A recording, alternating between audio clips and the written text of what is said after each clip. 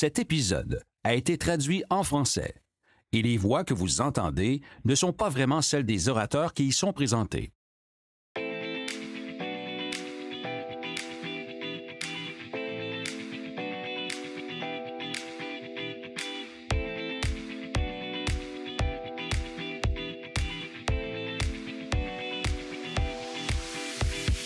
Dans cet épisode, nous aborderons les défis uniques, les expériences en matière de capital de risque pour le financement des entreprises en démarrage et les raisons pour lesquelles nous avons tant de difficultés dans ce pays à faire passer les revenus d'1 million de dollars à 50 millions et plus. Si vous pensez à contribuer à automatiser des processus d'affaires qui ne le sont pas suffisamment et à faire équipe avec d'excellents entrepreneurs, il s'agit d'un fil conducteur pour ces 3 décennies. Ça n'a jamais changé, ça ne changera jamais. Bonjour, je m'appelle Michael Ainsworth. Le balado de services financiers Innovation CIBC explore le monde des entreprises en démarrage, des entreprises en phase de croissance et des entreprises établies qui ont fait une percée importante dans leur secteur partout dans le monde. Nous parlons aux entrepreneurs qui laissent leur marque grâce à leur passion sans peur à l'égard de ce qu'ils font. Grâce aux leçons qu'ils ont apprises, nous apprenons comment mieux gérer nos propres entreprises, mobiliser nos propres clients et explorer de nouvelles façons de penser à l'économie de l'innovation. Bob Nye connaît bien ces défis. En tant qu'associé général chez JMI à Quayte à Baltimore, M. Nye a aidé des sociétés canadiennes à surmonter leurs obstacles et à se transformer en licorne dotée de revenus d'1 milliard et plus. Plus récemment, avec la plateforme de gestion des dons de bienfaisance Benavity de Calgary. JMI existe depuis 30 ans. Elle a connu l'avènement de l'ordinateur personnel qui a entraîné la prépondérance de ce petit rectangle lumineux dans votre poche que l'on appelle un téléphone intelligent. J'ai débuté notre conversation en vous demandant ce qui a évolué au cours de ces 3 décennies. Vous savez, dès le début, la plupart du temps, nous investissons dans une personne. Vous investissez dans un entrepreneur et dans une idée. Souvent et habituellement, cet entrepreneur provient d'un secteur dans lequel il est compétent. Il sait ce dont le client a besoin et vous l'appuyez pour qu'il tente de créer un produit qui répondra à ce besoin, en espérant qu'un client pourra vérifier s'il fonctionne. Pourrait-il y en avoir d'autres? C'est ce à quoi ressemblait le capital de risque il y a 30 ans. Si nous revenons au présent, et c'est certainement le cas pour notre société, la quantité de capital que nous investissons, les entreprises ont beaucoup plus d'envergure lorsque nous établissons un partenariat avec elles. Ainsi, l'entreprise moyenne dans laquelle nous investissons a des revenus de 35 millions de dollars avec une croissance supérieure à 30 %. Cette entreprise compte des milliers de clients. Elle a fait ses preuves à plusieurs reprises, comme toute l'équipe. À ce stade, nous prenons ce que nous appelons un risque d'exécution. Le marché et la mise au point de produits ont fait leurs preuves. À présent, nous devons travailler à l'exécution avec cet entrepreneur, ce qui est très différent de ce qui se passe avec les sociétés en démarrage où vous assumez tous les risques. S'agit-il d'un bon produit? Le marché est-il intéressant? Cet entrepreneur fait-il bien les choses? Pouvons-nous l'aider? Le profil est très différent au fil du temps. Ce qui est bien, et la continuité pour nous, c'est qu'il s'agit de logiciels d'entreprise. Ça a toujours été le cas. Et si vous pensez à contribuer à automatiser des processus d'affaires qui ne le sont pas suffisamment et à faire équipe avec d'excellents entrepreneurs, c'est un fil conducteur pour ces 3 décennies. Ça n'a jamais changé, ça ne changera jamais. Il y a 20 ans, vous avez décidé d'investir au Canada. Pourquoi? C'était comme un secret à l'époque. Il y avait beaucoup moins de technologie, beaucoup moins de sociétés de logiciels au Canada et moins de capitaux, bien entendu. Il y avait des entreprises là-bas. Il y a eu un certain nombre d'entreprises qui ont connu du succès très rapidement, mais nous avons trouvé une excellente entreprise, un bon leader, et c'est toujours le cas. Vous trouvez une bonne entreprise qui connaît du succès dans un domaine, vous devez décider si vous croyez que c'est irrésistible. L'entreprise se trouvait à Toronto, ce qui est tout à fait naturel. Depuis, nous avons investi dans 3 provinces, dans plus de 15 entreprises, avec des investissements de plus de 500 millions. Il ne s'agit pas d'un secret, S'il y a une excellente société de logiciels au Canada, vous rivalisez avec les meilleurs investisseurs au monde pour fournir des capitaux à cette société. Ça a complètement changé au cours de cette période. Quels sont, selon vous, les défis uniques liés au fait d'investir dans des sociétés canadiennes? Dès le départ, les produits, la technologie et d'excellentes compétences techniques permettraient de créer un excellent produit. Un produit qui répondrait à des besoins, qui fonctionnerait bien et qui serait facile à mettre en œuvre. Les entreprises canadiennes ont souvent eu plus de difficultés à déterminer comment elles allaient commercialiser leurs produits. Comment allons-nous vendre ce produit? Ce marché se trouvait souvent aux États-Unis. Elles avaient d'excellentes compétences techniques et un bon produit, mais moins d'expérience en vente et en marketing. C'était tout à fait vrai il y a 20 ans. Je ne suis pas sûr que ce soit encore le cas aujourd'hui. Il y a beaucoup de très bons cadres en vente et en marketing et des exploitants talentueux au Canada aujourd'hui. Je crois donc que la situation a beaucoup changé au cours de cette période. Toutefois, au début, on se posait réellement la question: pourriez-vous faire appel à des Américains talentueux pour vous aider sur cet aspect? Ou ouvririez-vous d'autres bureaux aux États-Unis pour favoriser la mise en marché? La R&D était réalisée au Canada et la distribution aux États-Unis. C'est beaucoup moins susceptible de se produire aujourd'hui. Nous avons une entreprise à Calgary, une grande entreprise, et personne ne parle de la nécessité d'ouvrir un siège social aux États-Unis pour la distribution et les ventes, ou de créer d'autres divisions pour le faire. Ce ne sont pas des propos habituels. C'était le cas il y a 20 ans. Alors, en quoi les choses ont-elles changé? Qu'y a-t-il de nouveau? Ou est-ce parce que la frontière est virtuelle et non plus physique, et qu'il n'y a pas de différence entre le fait d'investir dans une société canadienne et dans une société américaine? Excellent point. Je crois qu'il s'agit de deux choses différentes. Ce que vous venez de dire est tout à fait exact, mais j'aimerais revenir un peu en arrière pour dire que c'est la réussite. Il y a beaucoup d'entreprises qui ont connu une réussite. Le marché est beaucoup mieux établi. Ces gens passent à autre chose. J'ai une excellente expérience avec l'entreprise de logiciels. J'aimerais maintenant en mettre une sur pied et créer de la richesse pour ma famille, créer des possibilités. C'est ce que je vais essayer de faire. Ensuite, je passe à une autre, puis j'embauche quelqu'un qui l'a déjà fait. C'est un écosystème. Je crois que si vous regardez, je veux dire que nous avons plusieurs entreprises qui comptent près d'1 millier d'employés et nous ne sommes certainement pas les seuls. Cet écosystème a évolué. Les gens voient la réussite, puis leurs ambitions prennent de l'ampleur. Wow! Nous pourrions créer une entreprise qui a beaucoup plus d'envergure. Nous n'avons pas à la vendre rapidement. Je crois que c'est certainement quelque chose qui a changé.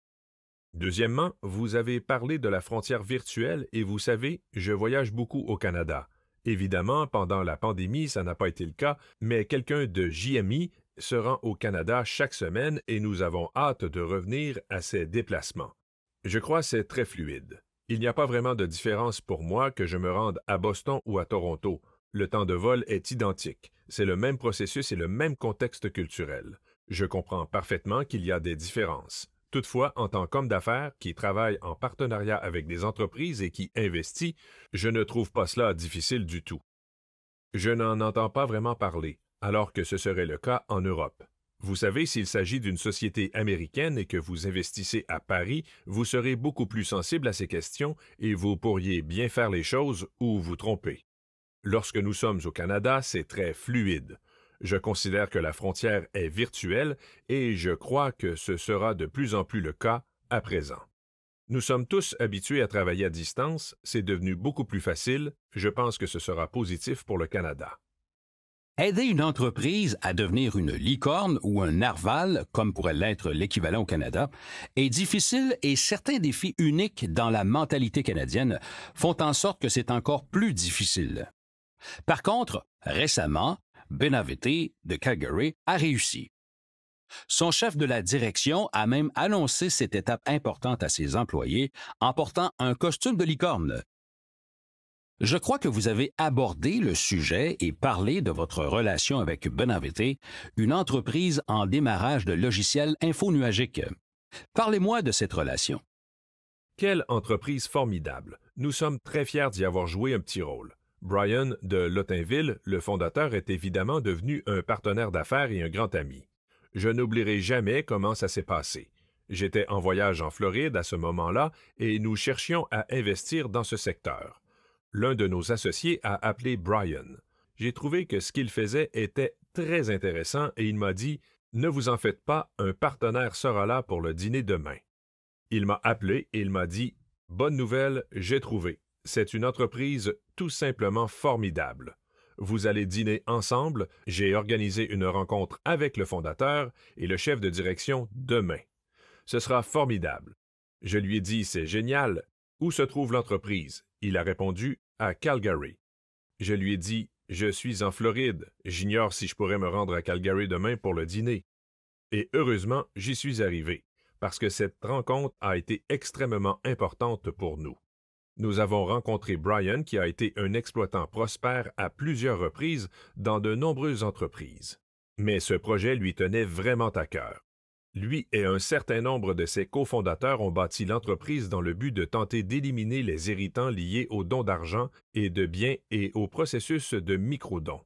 Ils ont bâti une plateforme à cette fin. Il a plaisanté. Il le fait beaucoup mieux que moi, mais il a plaisanté en disant qu'il cherchait encore des clients qui utiliseraient cette plateforme aujourd'hui. Heureusement, ils ont trouvé un certain nombre de clients. Nike étant l'un des premiers qui ont compris qu'il serait vraiment génial de jumeler leur capacité de don avec le bassin d'employés et une mission d'entreprise comme ceux de Nike. Peu de temps après, Microsoft s'est joint à eux et tout a bien démarré. Lorsque nous avons établi un partenariat avec la société, les revenus atteignaient environ 5 millions de dollars. Et par la suite, seulement 5 ans plus tard, nous parlons de plus d'une centaine de millions et sa croissance est extrêmement rapide. Ce fut merveilleux d'y avoir joué un rôle. On a récemment rapporté que M. de Lawtonville aurait affirmé que les employés ont pleuré lorsqu'on leur a annoncé que l'entreprise avait atteint le statut de licorne avec 1 milliard de dollars, car cela arrive rarement. Pourquoi cela arrive-t-il rarement? Malheureusement, lorsque vous mettez sur pied une telle entreprise, les chiffres sont indéniablement défavorables. Si vous jetez un coup d'œil aux études, et je n'ai pas les chiffres exacts, mais le nombre d'entreprises qui atteignent 1 million de dollars de revenus, puis 5, puis 10, puis 20 et 50, il y en a très peu, très très peu. Et ce n'est pas parce que vous avez atteint 10 millions que vous allez atteindre 50 millions comme par magie. Le taux d'échec, non pas le taux d'échec, mais bien l'incapacité de maintenir ces taux de croissance, il y a de nombreuses raisons à cela.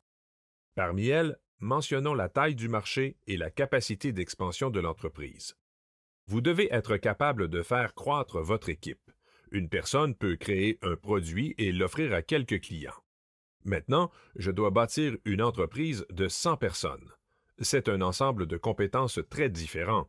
Je dois attirer des candidats talentueux, je dois travailler différemment. Il s'agit d'ensembles de compétences très différents. Il y a de nombreux obstacles, y compris, de toute évidence, la concurrence, dont nous n'avons pas parlé. Ainsi, pour qu'une entreprise atteigne une telle taille et une telle valeur, cela signifie que beaucoup de choses ont dû bien se dérouler et que vous avez dû saisir cette occasion avec brio. Il est rare que ces deux facteurs ne soient pas en cause. Vous devez avoir choisi le bon marché et le bon produit. Vous devez avoir de la chance et vous devez avoir tout fait parfaitement. Et ce diagramme de Venn, de toutes ces choses qui concordent, c'est tout simplement rare. Ces employés devraient être incroyablement fiers. Certains entrepreneurs possèdent 100% de l'entreprise le jour de sa vente. C'est un état d'esprit et une philosophie.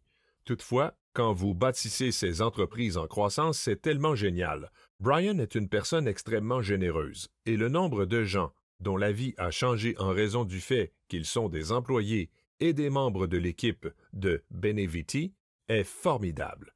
Je soupçonne que c'est l'une des choses dont il est le plus fier.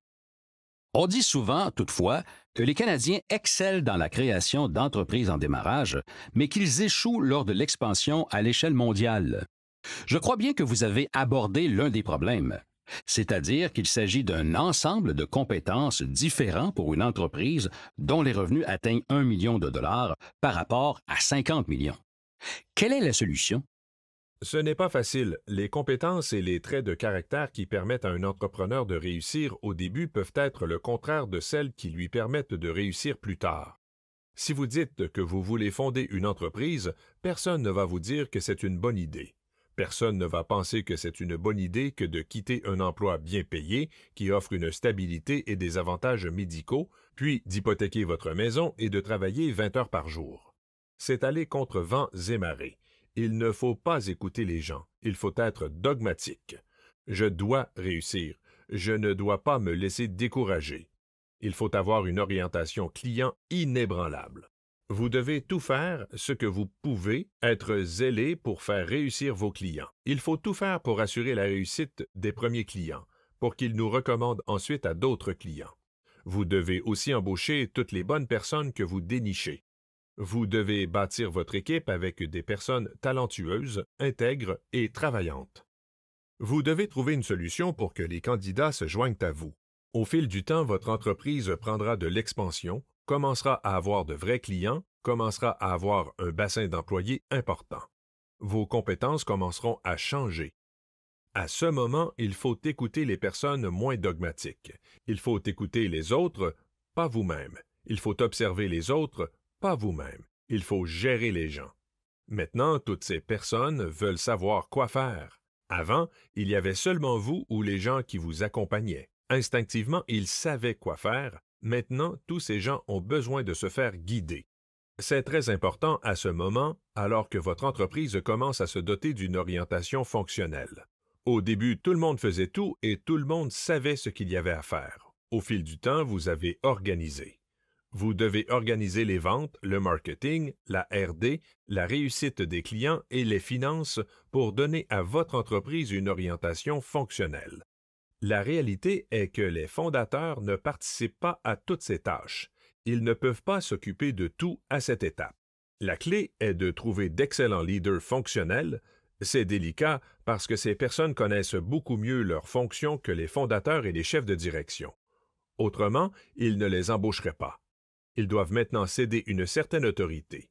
Ils doivent les laisser travailler, faire ce qu'ils doivent faire dans leur domaine. C'est difficile car c'est l'instinct des entrepreneurs qui les a menés jusque-là. C'est ce qui leur a permis de réussir. Mais maintenant, ils devront aller à l'encontre de leurs instincts parce que ces personnes ont fait leurs preuves, elles ont de l'expérience. Probablement que 70 ou 80% de leurs décisions sera adéquat, mais certaines d'entre elles ne conviendront pas à l'entreprise. Et c'est difficile à cerner. Il y a beaucoup de raisons. C'est un parcours difficile. Rares sont les personnes qui ont cette conscience de soi pour être en mesure d'utiliser les traits qui leur ont permis de réussir dans un domaine pour réussir dans un domaine différent. On dirait que vous avez parlé du dilemme du fondateur. À quel moment un fondateur doit-il se retirer et laisser quelqu'un d'autre s'occuper de la gestion au quotidien? En tant qu'investisseur, comment savez-vous à quel moment un fondateur doit céder les rênes? Se retirer et nommer un chef de la direction? J'imagine que vous devez en tenir compte lorsque vous décidez d'ouvrir ou non votre portefeuille. Vous savez, c'est comme un mariage. C'est un partenariat financier sérieux. Nous prenons cela très au sérieux. Nous représentons des fonds de dotation, des régimes de retraite, des organismes sans but lucratif et de l'argent. Je crois que les entrepreneurs avec qui nous établissons des partenariats prennent cela tout aussi au sérieux et qu'ils nous respectent. C'est un projet très sérieux que nous nous apprêtons à entreprendre ensemble. Dans cette optique, l'une des choses que j'essaie de faire le plus tôt possible, parce que nous sommes tous humains, c'est d'essayer d'éliminer les tensions. Ce qui arrive souvent aux fondateurs, et je les comprends parfaitement, c'est qu'ils vivent une expérience traumatisante. Right, je vais être le chef de la direction ou non? C'est une vision très binaire. Nous essayons de tenir cette conversation tôt. Qu'aimez-vous faire? Qu'est-ce qui vous plaît? Les gens ont tendance à aimer les choses dans lesquelles ils sont bons et à ne pas aimer les choses dans lesquelles ils ne sont pas bons. Il faut tenir ces conversations tôt lorsque les réponses ne sont pas évidentes. Il n'y a pas de protocole. Il faut simplement établir ensemble le cadre de notre façon de penser au fil du temps et mettre en place des points de contrôle. Excellent. Revoyons la planification de la relève. Chaque entreprise devrait y penser. Réévaluons-la à toutes les 12 ou 6 mois, selon ce qui convient à l'entreprise. J'ai constaté que c'est souvent l'entrepreneur qui vient nous voir pour nous dire qu'il aime telle chose. Ça va bien. Telle chose me pose problème. Comment allons-nous nous complémenter? Résoudre les problèmes, faire croître l'équipe. Dans certains cas, ce sont eux qui passent à un poste de président. Dans d'autres cas, nous trouverons un excellent leader opérationnel qui les complémentera. Il y a beaucoup de possibilités à cet égard. Il n'y a pas de réponse unique. L'essentiel, c'est qu'en tenant une conversation franche et ouverte, tout le monde y trouvera son compte. Pour la plupart des gens, la récente annonce de la Canadian Ventures Capital and Private Equity Association a été surprenante. Malgré la pandémie, ou peut-être en partie à cause de celle-ci, l'année 2020 s'est avérée être la deuxième meilleure année de tous les temps pour ce qui est des investissements dans des entreprises technologiques en démarrage liées au Canada. Mais Nye n'a pas été surpris. Il a été témoin de la lenteur du deuxième trimestre, ralenti par le confinement en mars, passé à une accélération des activités cet été, ce qui a amené à l'année la plus solide jamais enregistrée après 2019. Selon CVCA, l'année 2020 s'est avérée être la deuxième meilleure année de tous les temps pour ce qui est des investissements dans des entreprises technologiques en démarrage liées au Canada. Est-ce que cela vous surprend? Aux 2 dernières semaines de mars et aux 2 premières semaines d'avril, n'importe quel investisseur aurait certainement été surpris. Si vous pensiez que 2020 allait être une excellente année à ce moment, j'aurais eu beaucoup de questions à vous poser. De toute évidence, il s'agit d'une période incroyablement traumatisante qui a touché beaucoup de gens, de façon extrêmement grave. Mais pour ce qui est de la technologie en particulier, la capacité à rester productif à distance, à continuer de soutenir les clients et à continuer d'offrir de la valeur, tout ça l'a vraiment mis en valeur. La tendance des logiciels à devenir omniprésents dans les activités des gens n'a fait que s'accélérer. C'est probablement la même courbe que nous constatons actuellement. La COVID-19 l'a paradoxalement accentuée de bien des façons. Quelques mois ont été sans contredit très difficiles, mais la situation s'est rapidement améliorée, et je ne serais pas surpris que 2021 ne soit pas la suite de la deuxième moitié de 2020. Une grande partie de cet intérêt était dirigée vers les investissements axés sur les facteurs ESG. Selon vous, quel est le secret de la réussite d'un investissement axé sur les facteurs ESG? Nous ne sommes pas un fonds d'impact en particulier. Notre mission vise toutes sortes de fonds. C'est ce sur quoi nous nous concentrons. C'est certainement une chose à laquelle nous réfléchissons beaucoup en lien avec une entreprise donnée. J'ai passé beaucoup de temps avec des gens qui y ont consacré leur carrière. Je pense qu'il y a beaucoup de façons d'aborder la question. S'il y a une chose que j'ai remarquée et que je respecte vraiment, par rapport aux entreprises et aux investissements que nous avons faits qui sont axés sur les facteurs ESG, c'est la clarté avec laquelle les dirigeants déterminent ce qu'ils veulent et ne veulent pas faire, leur mission, la façon de définir la réussite et la façon d'être aussi ambitieux que possible à cet égard. Ce n'est pas une chose facile, nous essayons de bien faire les choses. Comment pouvons-nous nous assurer que nous faisons tout ce qui est en notre pouvoir? Les entreprises avec lesquelles j'ai travaillé ont fait un excellent travail. Ils ont un instinct de concurrence, ils veulent réussir et faire pencher la balance. Pour moi, cette attitude est vraiment liée au succès. Il y a beaucoup de domaines différents où il est certainement difficile d'y voir clair. C'est certainement un fil conducteur. Vous avez dit quelque chose de très intéressant qui, selon moi, s'applique non seulement au placement axé sur les facteurs ESG, mais aussi au placement en général. Vous voulez savoir si une entreprise sait ce qu'elle veut faire, mais aussi ce qu'elle ne veut pas faire. J'ai emprunté cette idée à notre fondateur, Harry Brunner, qui applique ce principe depuis que ce secteur existe. C'est incroyablement puissant. Les meilleurs opérateurs que j'ai côtoyés ont une idée extrêmement précise de ce que nous pouvons accomplir, de la façon dont nous allons y arriver, de ce que nous n'allons pas accomplir. Ils savent exactement ce qu'il ne faut pas faire et comment établir une orientation. Il n'y a pas beaucoup de choses comme ça. C'est impossible. Il y en a 3, peut-être 5 au maximum. Et s'il s'agit d'une entreprise plus jeune en croissance, c'est moins.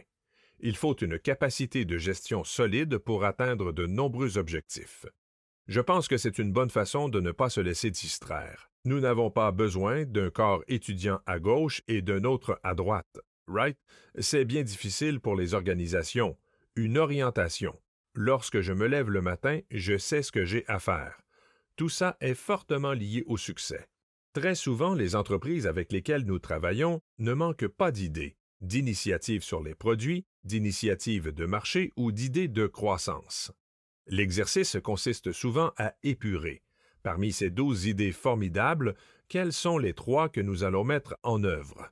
Je rencontre rarement de mauvaises personnes dans ces secteurs. Au contraire, lorsqu'il y a des différends entre les entrepreneurs et les investisseurs, c'est souvent à cause du même problème, soit celui de l'harmonisation. Comment l'investisseur a-t-il connu du succès par le passé? Qu'est-ce qui le motive? Quel est son plan? Quel est votre plan? Comment avez-vous connu du succès par le passé? Peut-être que ce n'est pas au sein de l'entreprise, peut-être est-ce dans votre emploi précédent ou dans un autre domaine professionnel. Si votre mission et la sienne ne s'harmonisent pas, même dans les situations exceptionnelles, cela peut souvent mal tourner. Même des personnes bien intentionnées peuvent se retrouver dans des situations épineuses. Et le contraire est incroyable. Des entrepreneurs très intelligents et talentueux qui travaillent en partenariat avec des personnes d'expérience, qui ont commis toutes les erreurs imaginables et qui savent comment les aider à les éviter, c'est vraiment puissant. Mark Usher, des services financiers Innovation CIBC, me dit que vous travaillez ensemble depuis des dizaines d'années. Lui et moi discutions et cela fait suite à la discussion que nous avions au sujet des fondateurs. Et j'ai vu Mark dans tellement de situations différentes. Je pense que l'une des choses importantes à comprendre au sujet des investissements, si vous donnez des conseils, comme la CIBC ou que vous aidez des entreprises, c'est que tout cet écosystème existe grâce aux entrepreneurs. Ils ont tout mis en jeu pour bâtir une entreprise. Nous en avons déjà parlé. C'est contre vent et marée et contre tout ce que le monde leur a dit de faire.